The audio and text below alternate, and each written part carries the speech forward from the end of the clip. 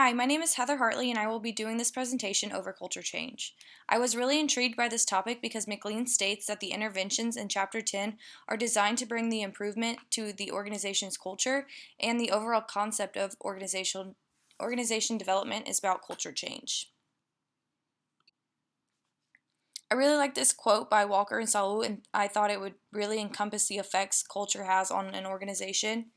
Culture is like the wind. It is invisible, yet its effect can be seen and felt. When it is blowing in your direction, it makes for smooth sailing. When it is blowing against you, everything is more difficult.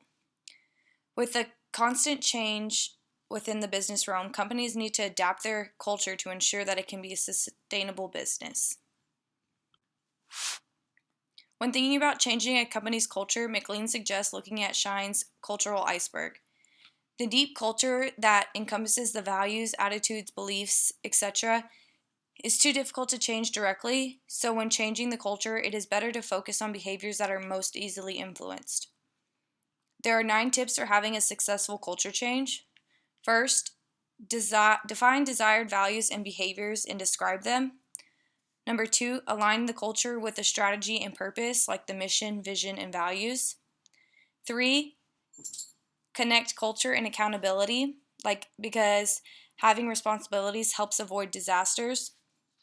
Number 4, have visible proponents. Number 5, define the non-negotiables. Number 6, align your culture with your brand. Number 7, measure your efforts. Number 8, don't rush culture change and don't wait on it. And finally, number 9, be bold and lead. So now moving on to the strengths and weaknesses. The strengths of cultural change are that changing the culture can improve the day-to-day business activities within the organization. Culture change can increase productivity and performance by creating a structure of operations in a streamlined workplace. Since culture affects every aspect of a business, it can improve the business operations, and it can help employees be ready for change, improving the overall organizational agility. Now moving on to the weaknesses. It is a very difficult process with many different aspects affecting the success of the culture change. Changing the beliefs that are rooted so deeply throughout the organization can cause employee resistance. And when conducting culture change, organizations tend to focus too much on the culture instead of the objectives like performance. The first scenario we have is over Atina. In the early 2000s, Atina was struggling with its reputation regarding lawsuits and backlash against health maintenance organizations and managed care. These problems were stemming from the organization's culture and its focus on the 150-year history. Atina's culture focused employees to be risk-averse, tolerant of mediocrity, and suspicious of outsiders. John Rowe became Atina's CEO in the later 2000s and decided he needed to change the culture of the organization. Rowe, with the help of other senior members, started by collecting information regarding employees' opinions on the company culture and their view on the design and implementation of the process. The top management held interventions to lead behavioral changes like reinforcing employees' commitment to the customers and reinforcing the employees' pride in Atina. The next scenario we have is over Nelson's. Nelson's has been the largest manufacturer of natural health care products in the United Kingdom for the past 152 years.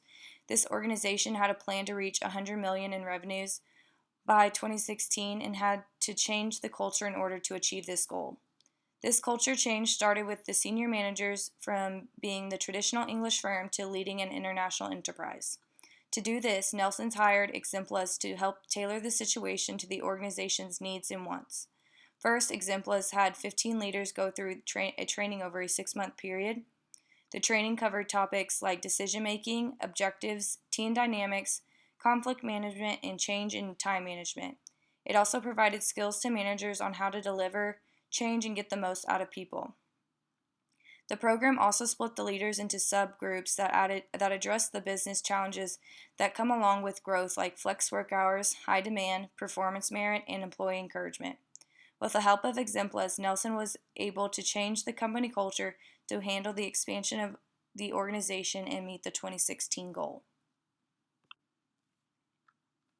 So this slide, we are talking about the sources of cultural change. First, we did talk about discovery, which means that the organization has a new perception of reality. Next is intervention, which is the combination or new use of knowledge. Third is diffusion, which is the expansion of culture from one group to another. And finally, assimilation, which is the process of combining two cultures into one.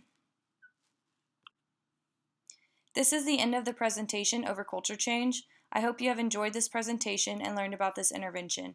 I look forward to hearing feedback from y'all. Thank you and have a good night.